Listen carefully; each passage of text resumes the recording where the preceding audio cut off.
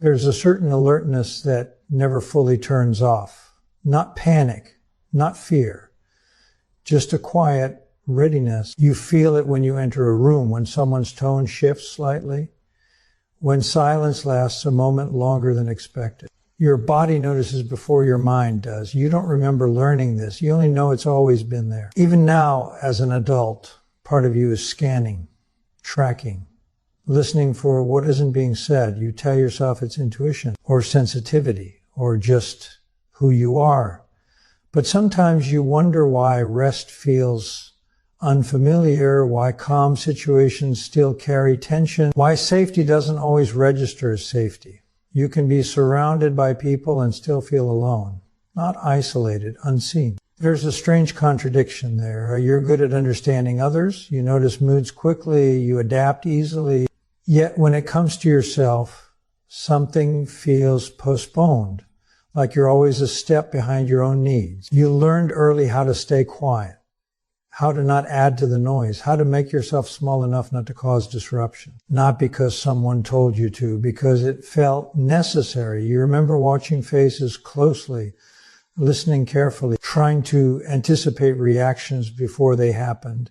That vigilance didn't feel like effort back then.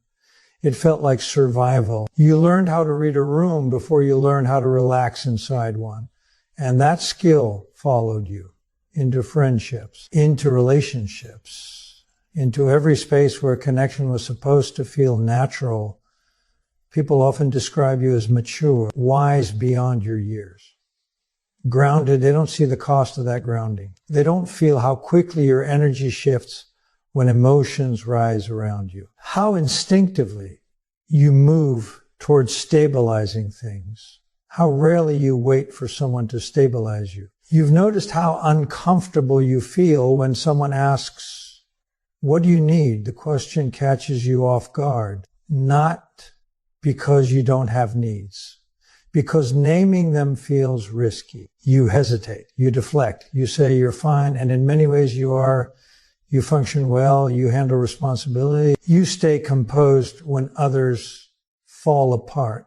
But there's a subtle fatigue beneath it, a tiredness that doesn't come from doing too much. It comes from never fully letting go. You notice how quickly you sense emotional undercurrents, how easily you pick up tension that others miss, how your body reacts before words are spoken.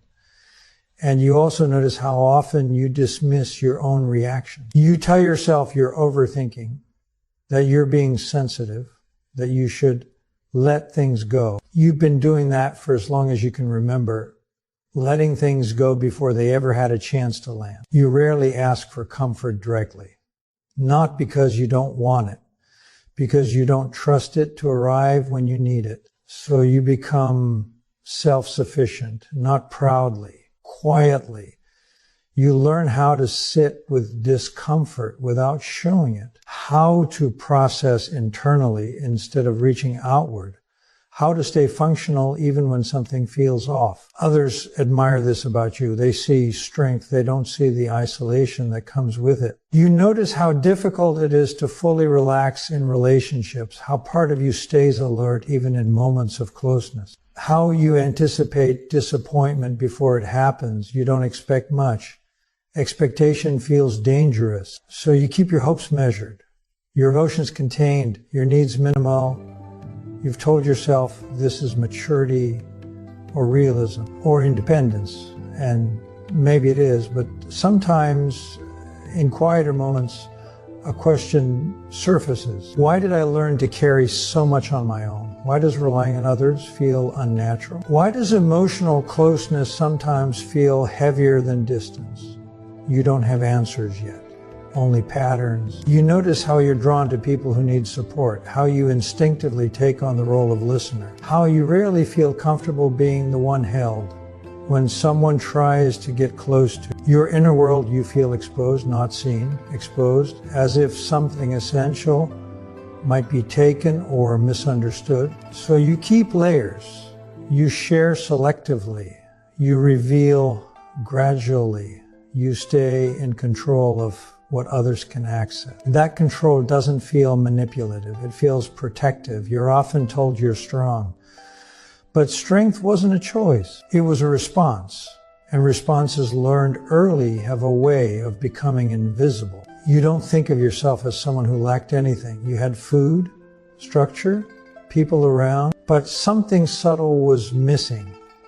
Something that never had a name. You didn't learn how to be comforted. You learned how to cope. You didn't learn how to rest inside connection. You learned how to remain steady within uncertainty. And now, years later, those lessons still shape how you move through the world. You feel safest when you're the one who understands, when you're the one who notices, when you're the one who stays composed. But being that person all the time comes at a cost you don't usually acknowledge, because acknowledging it would require stopping, and stopping has never felt like an option.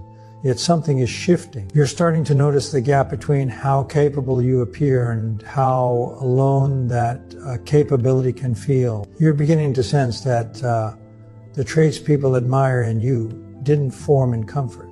They formed in absence. But that truth hasn't fully surfaced yet. For now, it lingers quietly in the way you stay alert even when things are calm, in the way you hesitate to lean on anyone, in the way you've learned to be emotionally precise instead of emotionally free. And somewhere beneath all of that, a question waits. What exactly did you learn to become when no one was there to hold the emotional weight for you? Over time, you start noticing that what others call distance isn't what it feels like from inside you. It doesn't feel like pulling away. It feels like staying intact.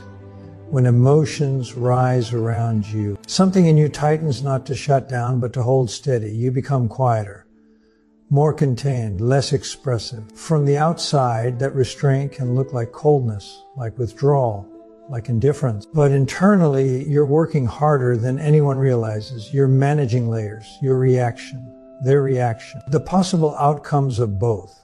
This is where the misunderstanding lies. People assume that being less expressive means feeling less, that staying composed means being untouched.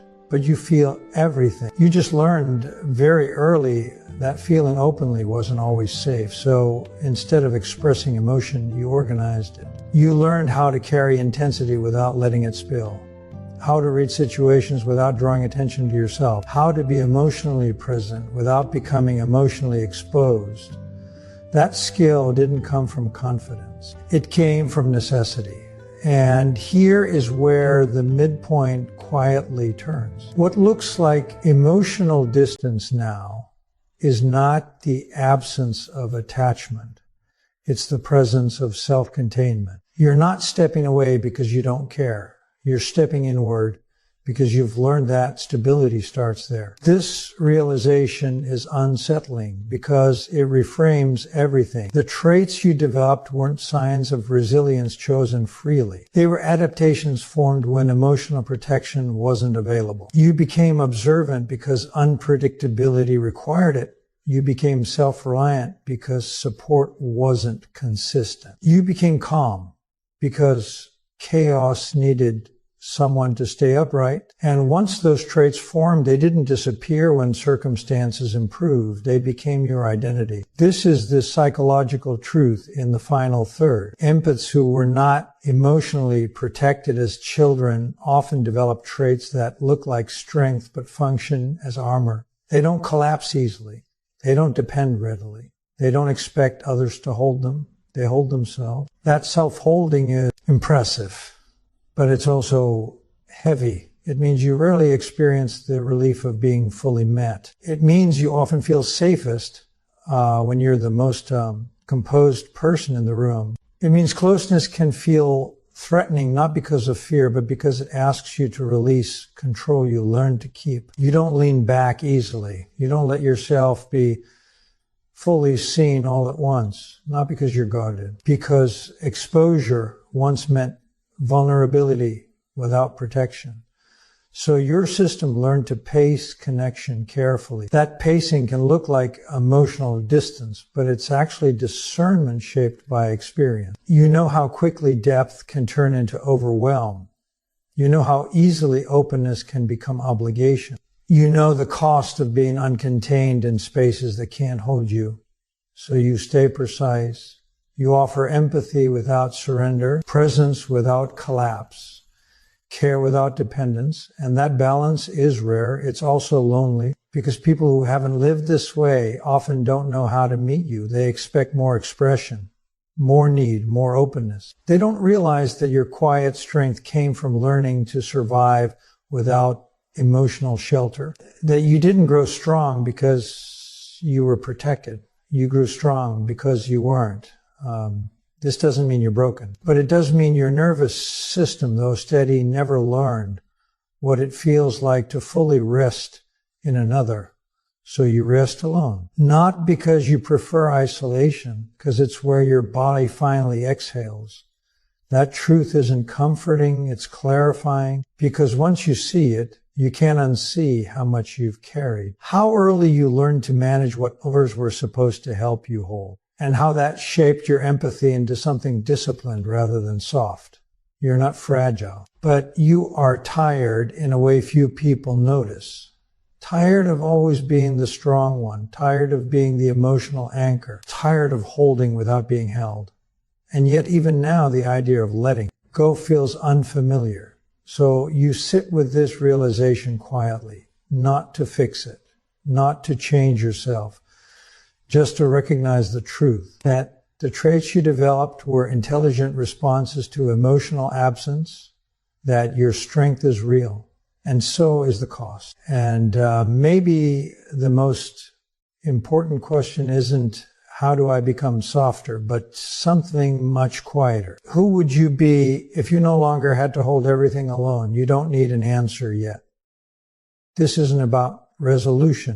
It's about noticing the shape of what you became when protection wasn't there and how deeply that shape still is inside you. Sit with that. Let it stay unfinished. Because some realizations don't close a chapter. They simply change how you read the rest of the story.